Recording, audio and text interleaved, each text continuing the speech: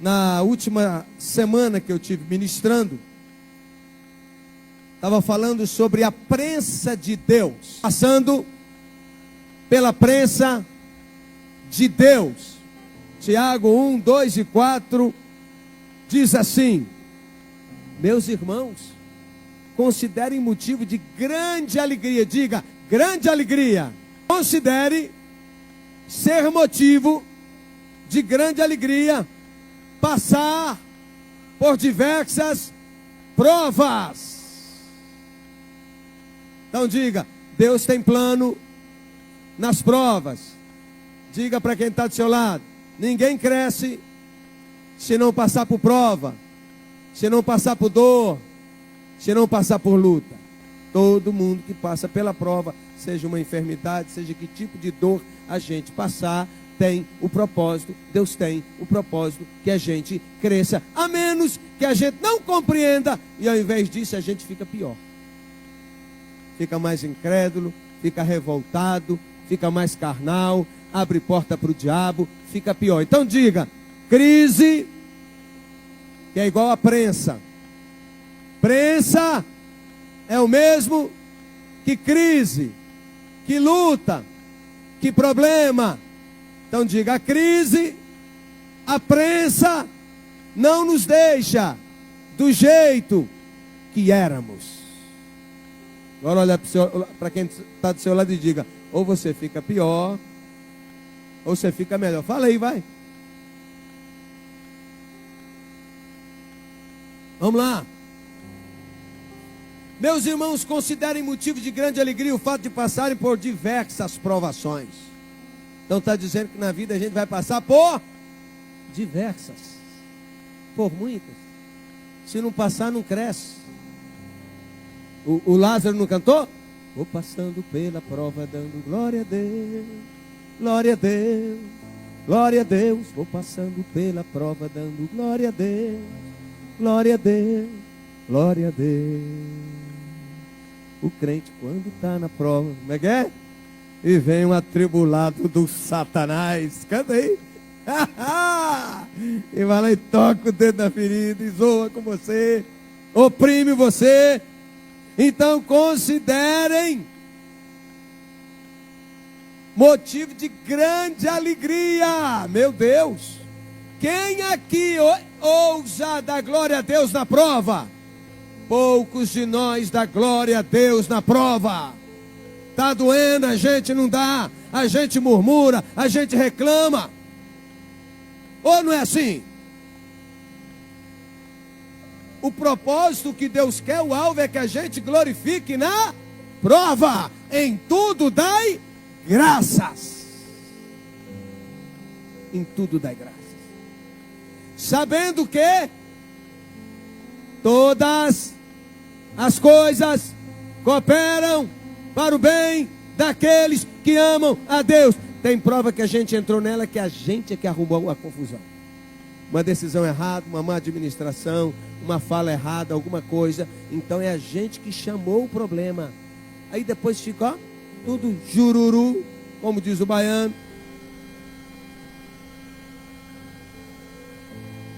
E ao invés de chegar, entrar por suas portas com ações de graças e nos seus atos com hinos de louvor, Senhor, eu estou passando pela prova. Senhor, e essa prova nem foi o diabo que trouxe, fui eu que arrumei esse problema para minha cabeça. E eu quero aprender as lições que o Senhor tem para mim, mas eu sei que o Senhor me ama, não abre mão de mim e está comigo na prova. Então eu te dou glória, eu te dou graça. Senhor, eu estou aprendendo a lição, aprendi essa e essa. Oh! E quando a prova você está tudo de boa e é o diabo que arruma? Senhor, sonda meu coração e vê se há em mim algum caminho mau. Vê se tem alguma coisa em mim que não agrada ao Senhor, meu Deus. Me conduza pelo caminho eterno. Sondou o coração, o Espírito Santo trouxe paz. Não, meu filho, você está bem, está tudo bacana. Você aproveita e faz aqueles ajustezinhos, não é assim? Aqueles ajustes que tem que fazer. E está o Senhor, e essa prova Aí você percebe que é um laço do diabo. Senhor, o inimigo se levantou, mas a tua palavra diz que maior é aquele que está em mim do que aquele que age no mundo. Então, Senhor, eu vou ficar firme, e em nome de Jesus eu declaro essas obras das trevas debaixo dos meus pés. Então o inimigo arrumou, eu vou louvar, eu vou passar pela prova cantando, glorificando, bendizendo ao Senhor. Mas tem aquelas provas que Deus é que põe a gente nela mesmo direto. Sabia? Mas em todas elas, seja que eu arrumei, seja que o diabo arrumou, ou que Deus, na sua soberania, permitiu que eu passasse, trouxe para enfrentar, como ele fez no caso de Jó. Em tudo Deus quer ser glorificado e quer que a gente cresça. Nós não podemos permanecer meninos o tempo todo. Diz assim: a prova da sua fé produz perseverança. Amém? Vou perseverar. E a perseverança deve ter ação completa, para que vocês sejam maduros e íntegros. Então, qual é o propósito? Que a gente amadureça e que se torne íntegro. Amém? Sem que falte a vocês coisa alguma. Eu vou falar, vocês repetem bem forte. As uvas precisam ser esmagadas para fazer vinho. Diga: os diamantes são formados sob pressão. Quanto mais fogo nele, quanto mais pressão sobre, forma o diamante. Pérolas, como é que forma a pérola? A ostra ferida produz pérola. Meu irmão, cai a ficha, pelo amor de Deus. Você é uma ostra. E Deus quer formar pérolas em você, através de você. Entenda isso. Preste atenção nisso. A gente já começa a vida fazendo a coisa errada. Olha para mim, é muito sério. Mães, vocês precisam ser duras com os seus filhos desde pequenininhos. Se a gente vai criando o menino para não enfrentar dor, para não enfrentar problema, cedendo para eles, fazendo a vontade deles, toda vez que eles choram, eles sabem que eles ganham, a gente cede, a gente não dificulta a vida deles, mete um celular na mão deles e está criando uma geração fraca. Se você quer filhos poderosos, comece desde cedo discipliná-los. Comece desde cedo colocando na prensa.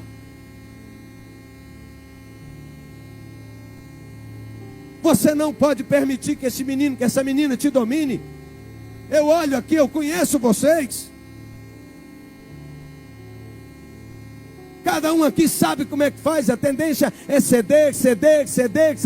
É desde recém-nascido. Começa a colocar limites. O que eu estou querendo dizer, gente, é que a Bíblia, o Senhor Jesus diz que o mundo é lugar de aflição. Diga: o mundo é lugar de aflição. Não tem vida boa para ninguém. Tem vida boa para os desistidos, para os que não têm raça, que não têm sangue, que não têm coragem, que não têm força de enfrentar os desafios. Tem um plano mundial de dominação. Sabe qual é o projeto? Dar o mínimo para as pessoas comerem só para sobrevivência. Acabar com classe média. Vai ficar pobre de maré, e os ricos. No mundo, você vai ter só o mínimo para sobreviver. E aí você ainda vai ficar satisfeito, grato. Não vai poder inventar nada. Isso é projeto mundial. Uma geração que já está sendo treinada a receber o mínimo. Eu estou cansado de ouvir gente nessa cidade falar assim: a gente não acha trabalhador. Você precisa de um trabalhador, não tem. Por quê? Porque o sujeito, ele espera a pontinha do bolso, eu não sei por que das quantas. A mulher dele já está no 5º, 6 filhos, uma pontinha para cada menino desse, e para ele tá bom, ele tem o mínimo. É isso que nós queremos? É isso que nós queremos? Então Deus permite prensa para a gente exatamente ser exprimido, para a gente melhorar. Então vamos lá. As azeitonas são prensadas para liberar o azeite. Diga, as azeitonas são prensadas para libertar azeite. As sementes crescem na escuridão. Mete ela na terra, está lá no escuro, e aí ela cresce. Ouça-me, quando você se sentir pisoteado, esmagado, sob pressão ou na escuridão, lembre-se que você está em um poderoso momento de transformação. Mas por que ao contrário a gente fica bravo? Começa a esturrar com a mulher, começa a esturrar com os filhos, fecha a cara para os irmãos, foge da igreja, some. Antes os frutos e depois os dons. Antes o caráter e depois o poder. Antes o secreto e depois o público. Glória a Deus. Antes de Deus nos construir para cima, Ele vai nos edificar para baixo. Então a palavra é: não pule as etapas. Por mais dolorosas que elas sejam, submeta as etapas aos processos de Deus. Todo mundo precisa de uma dor, de uma perseguição para poder cumprir o seu propósito. Senão você fica no mesmo lugar. Tem gente que morreu quando foi mandado embora. Ficou mal, acabado. Mas aí o negócio apertou, ele saiu procurando coisa nova e Deus lhe abriu portas maiores. Glória a Deus. Segunda carta de Paulo aos Coríntios, capítulo 4, 8 e 9 diz: de todos os lados somos pressionados, mas não desanimados. Eu vou falar, isso é da glória a Deus. De todos os lados somos pressionados, mas não desanimados. Ficamos perplexos, isto é, assustados, cabelo em pé, mas não desesperados, porque nessa hora a gente vai para o Senhor, a gente vai para os pés da cruz, a gente vai para o secreto. E tem hora que Deus tem que apertar a gente de tal jeito, porque do contrário, você fica na boa. Cada dia mais gelado, cada dia mais folgado, cada dia mais fraco. Então Deus tem que sacudir para você se posicionar. Ficamos perplexos, mas não desesperados.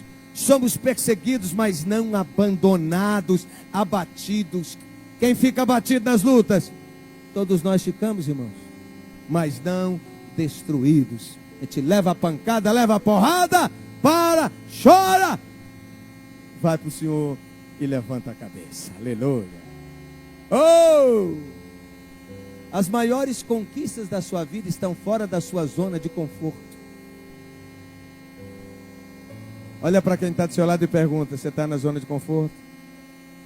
Você já lutou mais? Você já fez mais? Você já se esforçou mais? Você já se dedicou mais? Ou você está folgado? Eu vou perguntar de novo. A azeitona, para produzir o azeite, ela precisa de quê? De prensa. Prensa. Assim somos nós. Para crescermos em Deus, precisamos ser amassados como Jesus foi no Getsemane. Sabe o que significa Getsemane? Lugar da prensa. É. Quem aqui já foi lá? Lá no Getsemane, alguns aqui já foram. Então, lembra daquelas árvores, daquelas árvores com mais de 2000 anos, árvores do tempo de Jesus? Ali era a prensa. Então ele foi na prensa. E da prensa saiu o quê? Suor de sangue. Salmo 126, versículos 5 e 6 diz assim. Vou falar, vocês repetem. Os que semeiam com lágrimas colherão com alegria. Dá um glória a Deus aí, crente. Eu falo, vocês repetem. Aquele que leva a preciosa semente, andando e chorando, voltará com júbilo, com alegria, trazendo os seus feixes. Se você está na prova, mas você continua semeando com lágrimas, você está na presença do Senhor, saiba que a vitória é certa. Ninguém, nem Satanás, pode segurar a sua vitória. Aleluia!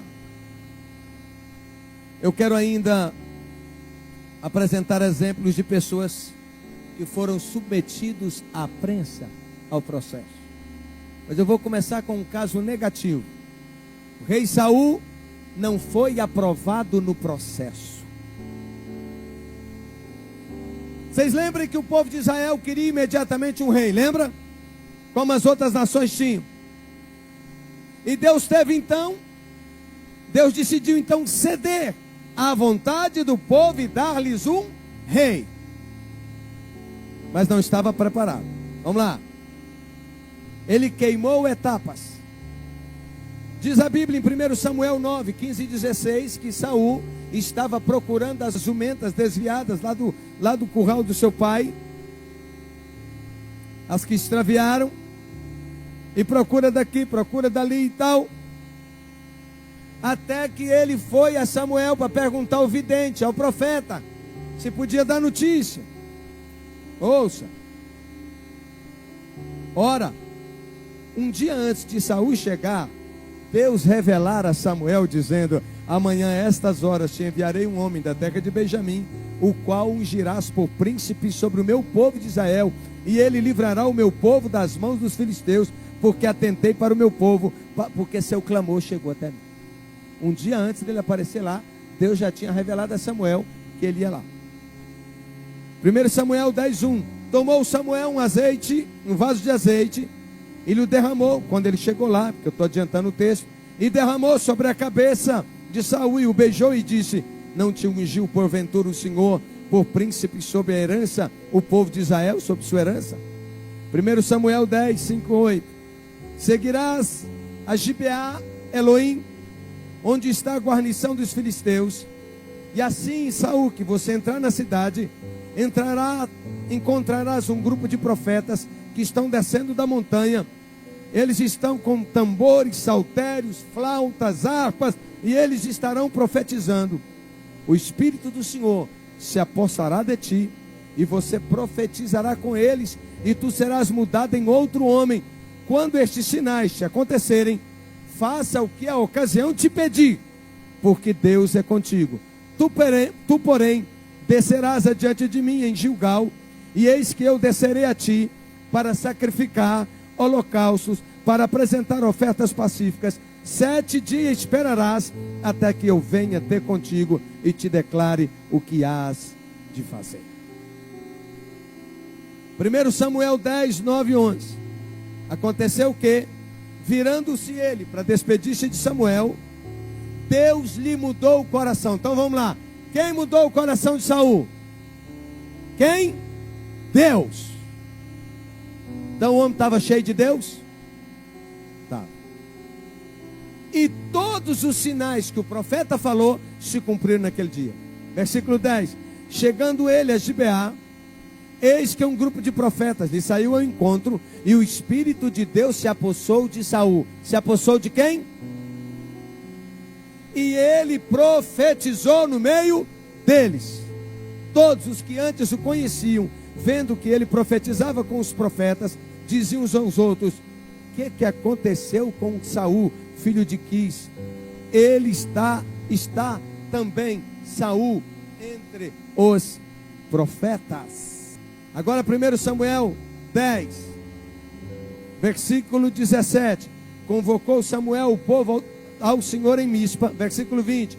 Tendo Samuel feito chegar todas as tribos e depois suas famílias, foi indicada a família de Matre, e dela foi indicada Saul, filho de Quis. Mas quando o procuraram, não podiam encontrá-lo. Ele se escondeu no meio das bagagens. Samuel vira e pergunta: não está por aqui o indicado do Senhor? Aí descobriram: ele está escondido. Tal era a vergonha dele. Então ele era um homem simples. Ele não queria aparecer.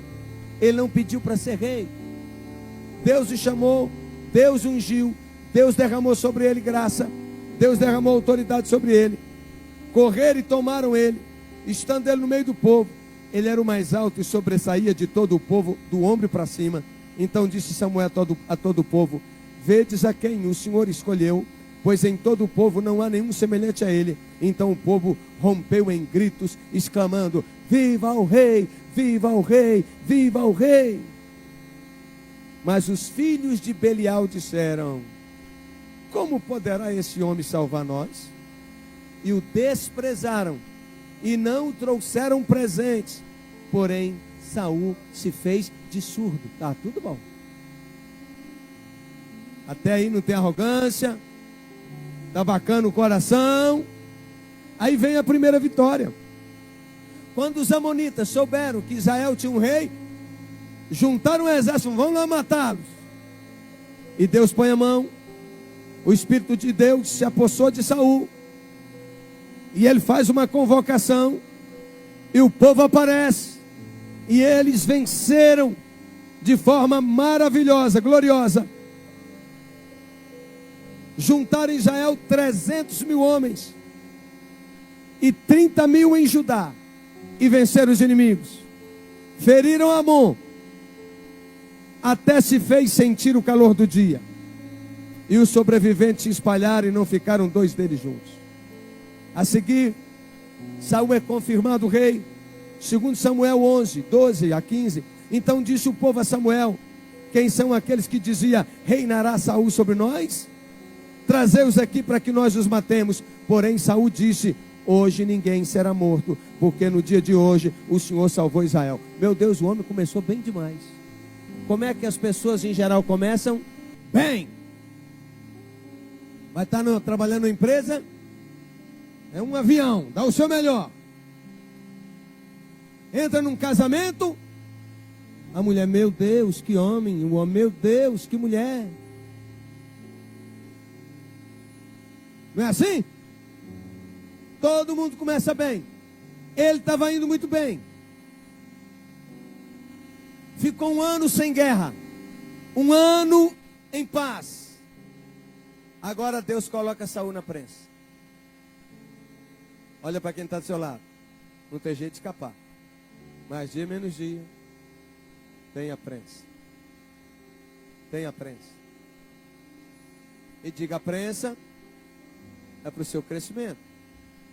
É para a sua maturidade. É para provar seu coração. Vamos lá. 1 Samuel 13, 5 a 7. Reuniram-se os filisteus para pelejar contra Israel. 30 mil carros, 6 mil cavaleiros, e pondo em multidão como areia que está à beira do mar. Subiram-se e acamparam em Miquimás, ao oriente de Bet-Even. Vendo, pois, os homens de Israel que estavam em apuros, porque o povo estava apertado, esconderam-se pelas cavernas, e pelos buracos, e pelos penhascos, e pelos túmulos, e pelas cisternas. Todo mundo deu linha, todo mundo começou a esconder. Também alguns dos hebreus passaram o Jordão, foram para o outro lado, para a terra de Gade e Gileade. E o povo que permaneceu com Saul, estando este ainda em Gilgal, se encheu de temor. Qual foi o erro de Saul? Diga: impaciência. Diga: incredulidade. Ah, meu Deus. Precipitação. Vamos lá. Esperou Saul 7 dias. Diga: 7 dias. Olha para mim. Você está entendendo aquelas coisas que você está pedindo e a resposta não vem na hora? E daqui a pouco você começa a desanimar. Você começa a ficar revoltado. Você começa a esfriar. A pressão está grande. Você quer dar um jeito, quer resolver o problema. Está todo mundo pulando fora. Todo mundo, não entra na guerra com você, na prova com você. Deixa o soldado sozinho. É a guerra que a gente sabe quem é quem, irmãos. É na guerra que a gente sabe quem é discípulo. É na guerra que a gente sabe quem é maduro. É na guerra que você sabe quem são os amigos. A turma que na hora da prova pula fora, te deixa só. Deus já está te mostrando quem é quem, meu irmão. E a turma começou a dar linha. E o povo se escondendo. E ele vai se enchendo de temor.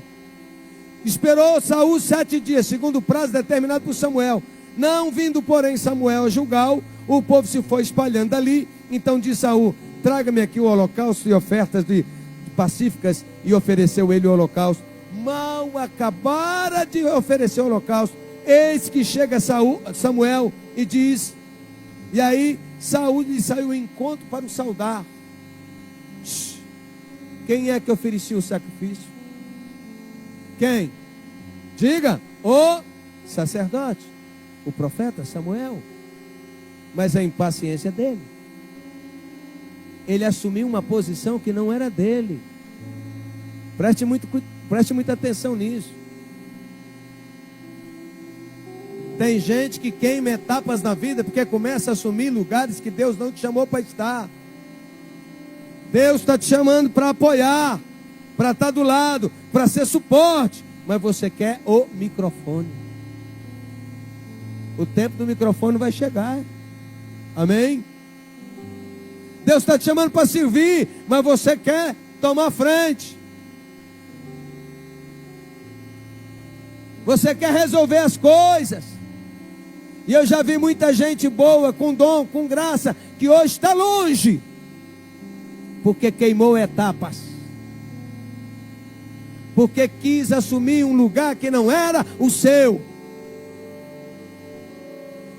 Samuel pergunta: o que você fez?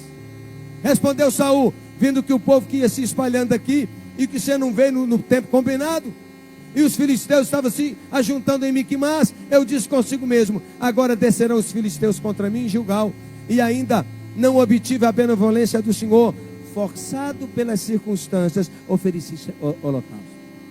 Isso é, eu me senti pressionado, por isso eu decidi agir. Estou cansado de ver a maioria que geralmente diz assim: Deus falou comigo, o meu tempo acabou. Mentira. Forçado pelas circunstâncias, você não teve paciência, você não pôde colocar o ombro para ajudar a carregar a arca, para dar o apoio àquele que está passando pela guerra.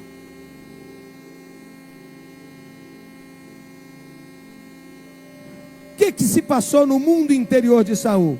Ele disse: eu vi que os soldados estavam dispersando, e que você não tinha chegado no prazo estabelecido. A frase aqui, a ênfase aqui é você. Ele está tirando a responsabilidade de sobre os seus ombros.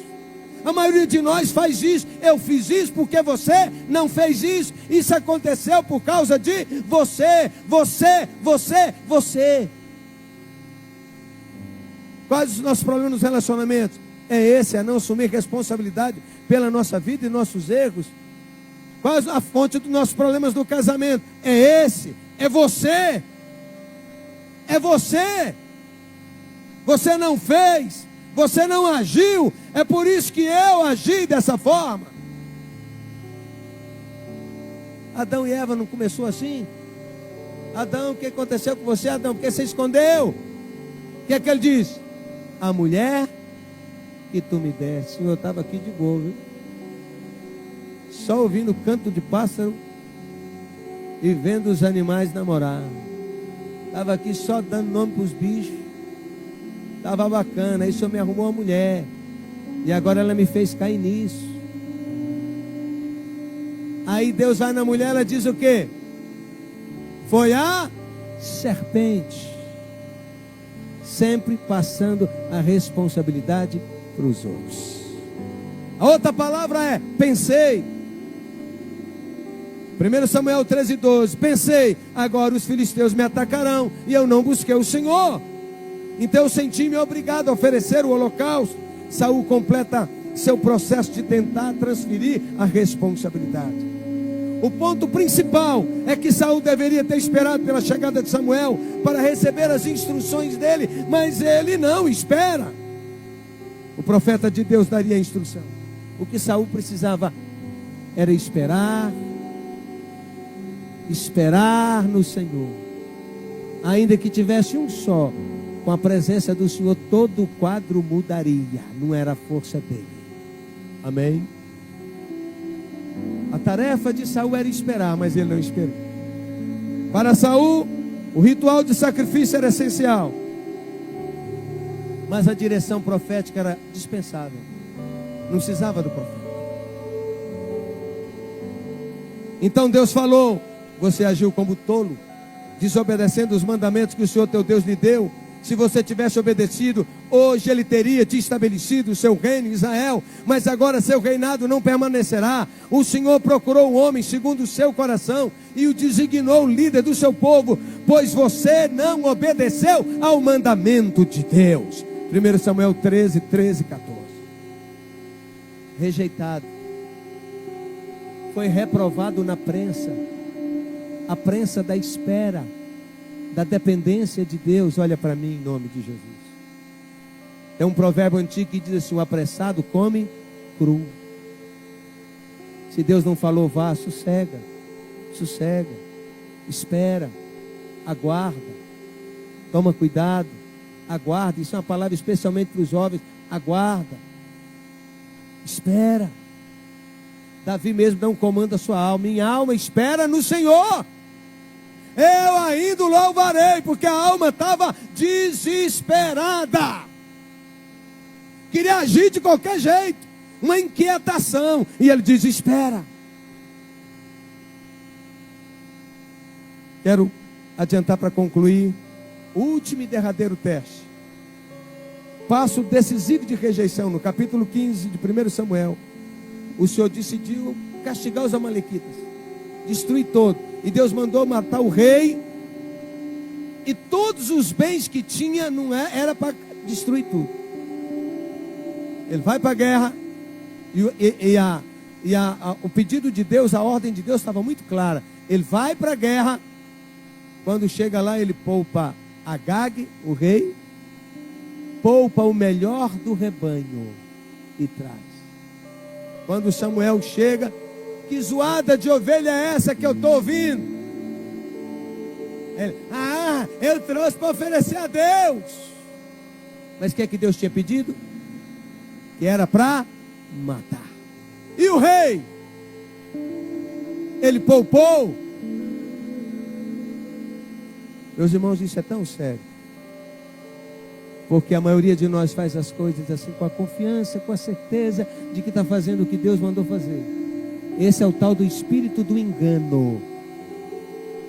Você pode ver, todo mundo que está no engano, ele age dizendo que está certo. Eu estou certo, eu fiz certo. Espírito de engano. Porque se ele tivesse consciência de que ele estava errado, é sinal de que ele não estava no engano. Então o Senhor falou a Samuel, 1 Samuel 15, 10 e 11: arrependo-me de ter constituído Saul rei, pois ele me abandonou e não seguiu as minhas instruções. Samuel ficou irado e clamou ao Senhor aquela noite toda, pedindo clemência por ele. Agora veja, quando ele vem, que ele encontra e ele dá essa resposta, ele é reprovado. E no capítulo 15, 17, 19, Samuel diz: embora pequeno aos seus próprios olhos. Saul, você não era tão pequeno aos seus olhos? Quando Deus te revelou que era você, você até se escondeu. Você se tornou líder de todas as tribos de Israel. O Senhor te ungiu como rei sobre o seu povo e enviou numa missão ordenando: vai e destrua completamente aquele povo ímpio, os amalequitas, guerreie contra eles, até que você os tenha eliminado. Porque você não obedeceu ao Senhor, porque você se lançou nos despojos e fez o que o Senhor reprova. Ele racionalizou, teve comportamento inaceitável. Ele diz: pelo contrário, versículo 20: dei ouvidos à voz do Senhor e segui o caminho pelo qual o Senhor me enviou, e trouxe Agag, o rei amalequita, e os amalequitas, e os destruí totalmente. Olha, a palavra está clara. Samuel torna tudo claro novamente. Ele diz: pelo contrário, fiz tudo certo. Diga: espírito de engano. Diga: Senhor, me livra do espírito de engano. Me dá um coração humilde, que aceita ser repreendido. Aí ele transfere a responsabilidade de novo, irmãos. Mas o povo que estava comigo tomou do despojos, os bois, o melhor do designado para destruição, para oferecer a Deus. Ele está dizendo, o povo. Não era o povo, irmãos, era ele. Ele que era o rei, a palavra é dele. 1 Samuel 15, 22 e 23. Porém Samuel disse, tem porventura Deus prazer em holocaustos e sacrifícios em que se obedeça a sua palavra? Isso é, Deus quer que se ofereça holocausto e sacrifício sem obedecer a sua palavra? Eis que obedecer é melhor do que sacrificar. Você pode repetir isso? Obedecer é melhor do que sacrificar. Ouça, e atender ao Senhor é melhor do que a gordura de carneiros, porque a rebelião é como o pecado de feitiçaria. Diga, a rebelião é como o pecado de feitiçaria. E a obstinação, o que é uma pessoa obstinada? É uma pessoa que ficou louca, ela só faz o que está na cabeça dela. A obstinação é como idolatria e culto a demônios. Como você rejeitou a palavra do Senhor, Ele também rejeitou a ti, para que não seja rei. E para piorar, Saul diz assim, eu violei, eu pequei. Mas na verdade era só uma palavra política. Não era um arrependimento verdadeiro. E aí ele diz assim, desça comigo junto com o povo, para eu ser honrado diante do povo. Ele está assim, eu não estou importando se Deus me rejeitou. Eu não quero é ficar mal no meio dos súditos, dos eleitores, no meio do povo. Só que Deus falou assim, eu não quero você perto dele. A hora que Saul se adianta para ir sem ele, ele mete a mão na capa de Samuel. A hora que Samuel se adianta para ir, Saul mete a mão na capa de Samuel para segurá-lo, para que ele fosse com ele, para ele não passar vergonha no meio do povo. E aí diz a Bíblia que a capa de Samuel rasgou. E Samuel virou e disse assim, Deus rasgou hoje o seu rei. Você não vê quebrantamento, você não vê Saul se humilhar, você não vê Saul se quebrantar. Ele está dizendo, vá comigo, porque o povo precisa ver que eu estou bem. Vá comigo e honre-me. Me honra com a sua companhia, Samuel. Ao invés, ele devia dizer assim, eu me jogo aos pés do Senhor, eu me quebranto, eu me humilho diante do meu Deus, buscando a sua graça e o seu perdão. Eu falhei mais uma vez, ainda que meu Deus me tire do trono, não tem problema, mas eu não posso sair da presença dele. Eu passei pela prensa, mas eu fui derrotado na prensa. Eu não fiquei firme, eu não perseverei, eu joguei culpa nos outros, eu precipitei, eu agi errado. Eu não quero saber o que o povo vai dizer, se vai me jogar pedra, se vai me vaiar, se todo mundo vai virar as costas, se não vão mais me querer como rei. Mas não é isso que ele faz. Ele não está preocupado com a presença de Deus. Olha para mim. Você sabe a oração que eu sempre faço e a Bíblia nos chama a fazer. Senhor, que o temor ao Senhor esteja no meu coração. Porque se você perder o temor do Senhor, você perdeu tudo. Você perdeu tudo. Você fica pior do que o ímpio. Você fica pior do que demônios. Porque tremem na presença de Deus. Isso é tão sério, irmãos. Como está você? E a maioria, se eu perguntar, vai dizer, eu estou fazendo tudo certinho, como Saul disse que estava fazendo certinho. Tomando decisões que desonram o nome do Senhor. Tomando atitudes que desonram o Senhor. Andando na incredulidade, se precipitando, fazendo errado, não esperando. Não permitindo ser confrontado.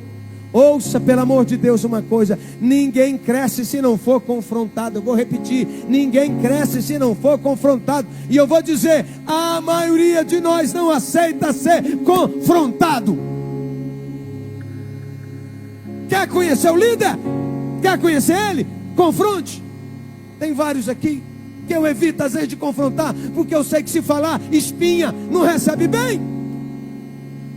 E se continuar assim, nós vamos ser um bando de meninos. E nós precisamos crescer. Nós precisamos amadurecer. Discipuladores, não temam confrontar os discípulos, senão eles não crescem. Não passe a mão. Eu já vi gente que ficou a vida toda aqui passando a mão na cabeça de todo mundo, dando abraço e afago em todo mundo, e as pessoas não cresceram.